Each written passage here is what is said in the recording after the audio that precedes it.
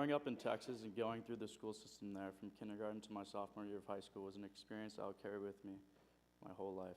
Attending public school in Texas was completely different. Attending public school in Texas was different than a private school in the Northeast in every way, shape, and form. The kids in Texas wore blue jeans and cowboy boots to school instead of khakis and Sperry's. They say y'all because it's easier to say than you guys. And if you were wondering, people in Texas actually do think of other things besides football.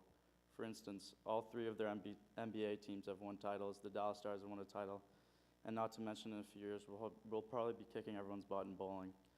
In all seriousness, a part of me loves Texas, but it just wasn't the right place for me to grow into the person I wanted to be. I attended a public high school in Flower Mound, Texas called Marcus. There were about 3,500 kids that attended this school. Out of those 3,500 kids, about 20 either played or knew the sport of hockey. I was a fake version of myself at Marcus. Some of you will be in shock to hear that I was extremely quiet. I walked around the halls with headphones blasting in both ears. I was not friendly at all. Kids would say hi to me. I would turn up the volume to my headphones, act like I didn't hear them, and continue walking to my next class. I treated school as if it was a job, clocking in my hours from 8 to 1. All I wanted to do was play hockey with my friends. I didn't take school seriously and just made sure my grades were good enough so that my parents wouldn't yell at me. I had a carefree attitude. I didn't try to make new friends. I didn't try to excel in school. I didn't like who I was, where I was going, but I knew deep down that I needed to stop going through the motions. That change I needed came to me while my dad and I were watching the Bruins play the Flyers on a Wednesday night rivalry game. My dad asked me, "Hey Higgs, what are your thoughts about going to a prep school next year?" I looked at him like he was from another planet and said, "Did you ask Mom?" He laughed and said he had been talking to a couple coaches from different schools and that they were interested in having me on their team for next year. I knew nothing about prep school, what it was, how to get in, what the expectations and rules would be, but what I did know was that I was pretty excited for the possibility of me attending one. I realized very quickly that prep school wasn't going to be a guarantee, but an opportunity for change. It was going to be something different, a different environment, community, and hopefully no one would be saying y'all. From the night my dad told me I had the chance to go to a prep school, I changed completely. My immature 15-year-old self decided it was time to grow up, and so I did. I set aside everything and everyone that would distract me from getting to a prep school. I was motivated. Instead of hanging out with friends or playing video games during Thanksgiving and Christmas break, I was writing essays and going to tutors in order to do all my SSATs. The application process for prep school as I applied to matured me. It wasn't my parents pushing me to write the essays or to call the coaches. Everything I did for me because I knew it would benefit me for the rest of my life. One of the main reasons why I was motivated to go to a prep school was because of hockey. For as long as I can remember, my goal has been to play college hockey like my dad. My dad went to Austin Prep, a boarding school in Reading, Massachusetts, and played at the collegiate level for the Providence Friars. For about 7 years, I played for a travel hockey team and competed at a high level with hopes of following in my dad's footsteps.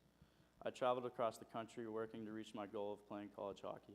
The older I got, the more and more expensive hockey became. The hotel rooms, the flights, the rental cars, the gear, it all added up. Finally, my parents had enough with the cost, and that was also when prep school became a possibility. I knew that if I wanted to continue my hockey career in the future, I needed prep school. March 9th, 2017 was the day I received my acceptance letter from Brooks. My dad was more excited than I was. He couldn't wait from not shutting up about it the night before to waking up at 6 a.m. to open the letter. Meanwhile, I was still snoring away in my room. I'll never forget the look he gave me when I walked in the kitchen that morning. I've never seen him so proud of me. He hugged me with a tear falling down his cheek. The person I idolized my whole life is crying tears of joy right in my arms.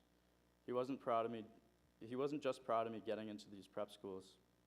He was proud of the way I handled the application process, the distractions, and my schoolwork.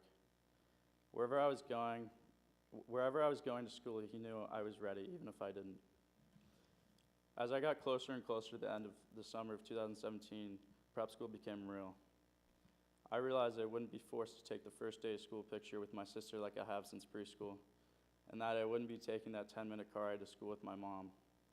I knew all those things that I once despised. I knew I would miss all those things that I once despised. My time in Texas was running out. I said all of my goodbyes and took off for the airport. My parents and I crammed in the car, and the entire car ride to the airport, my mom was reading off a massive checklist she made, making sure I didn't forget anything. When the car parked out in front of the airport, it was as if everything around me came to a complete pause. I thought, this was it. I'm almost there.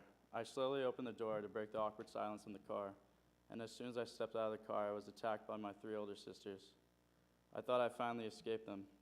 Jackie's the oldest, less annoying twin. Without her, I would have burned down the house we grew up in. Being the oldest in the family, she was always the one that was forced to babysit and look after me when my parents weren't home. She will most likely be the most successful as she continues her nursing career. Katie is the other twin.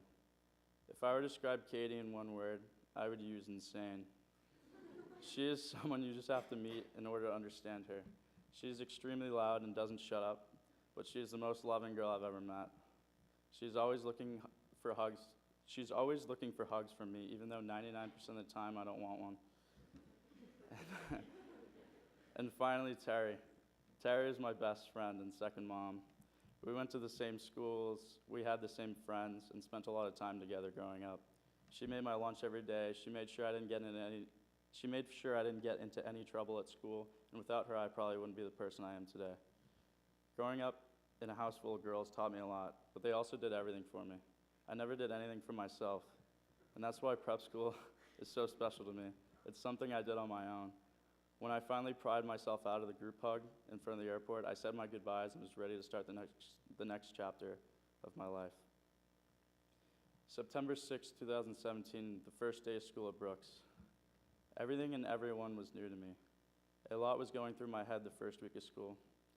I didn't know if I was nervous or excited or both, but what I did know is that this place will be my home for the next 3 years, so I better find a way to like it.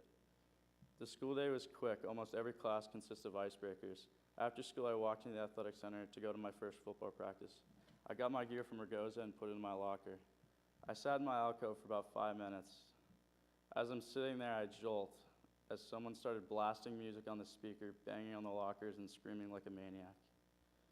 Who else but Pat Fry and his sidekick, Brian Flanagan?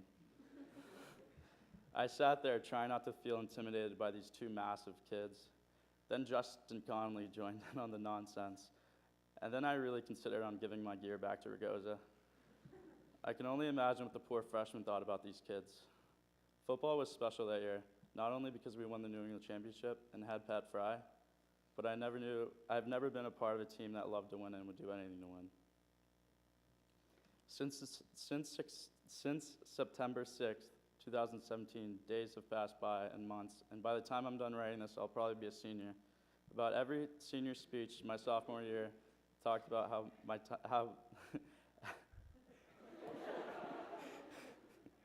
about every senior speech my sophomore year talked about how your time here at Brooks flies by, and that you have to cherish every moment. And they're absolutely right. It feels like just yesterday I was moving into Blake for the first time. And in a couple months, it will be my last. People would always ask me what brought me to Brooks all the way from Texas. I would always respond with hockey. The more and more time I've spent at Brooks, the more and more I've realized I'm not here for just hockey. As a sophomore, I never understood how the seniors could stand here and say that they can't wait to leave and that they hate this school in their speeches. They don't realize it's a privilege to attend Brooks and be surrounded by faculty who care about you and friends who you will have for the rest of your life. When I compare Marcus to Brooks, there's a huge difference, not only because one is a public school and another is a private, but Brooks provides opportunities that I didn't have while I was at Marcus. If I was still at Marcus, I wouldn't have had the opportunity to sit and feed Travis Roy at seated dinner. If I was still at Marcus, I wouldn't have had the opportunity to play a sport other than hockey. If I was still at Marcus, I wouldn't have been able to meet Chuck Parrish, John Karafotis, John Don, Liam Carey, Michael Hughes, Nico Pastore, Colin Voloshin, Quadzilla, Judge Murphy, Annie Sorreo, and Eliza Dwinell. Every one of these people have affected my life in a way. I have lived and learned through them every day. They have taught me more than they will ever know. Some of them will be leaving me next year, but I'm proud of what they've accomplished in their time at Brooks. even Carrie. I have achieved more in my 2 years at Brooks than I did in my 11 years at Texas schools. Brooks revamped my life. It opened my eyes and turned me into the man I wanted to be. Thank you to all the faculty and teachers that have helped me when I need it. And most of all, thank you to the boys in Blake, past and present. You guys are my brothers for life. I love all of you. I'm looking forward to another year at Brooks, and I'm excited for the opportunities that await. Thank you.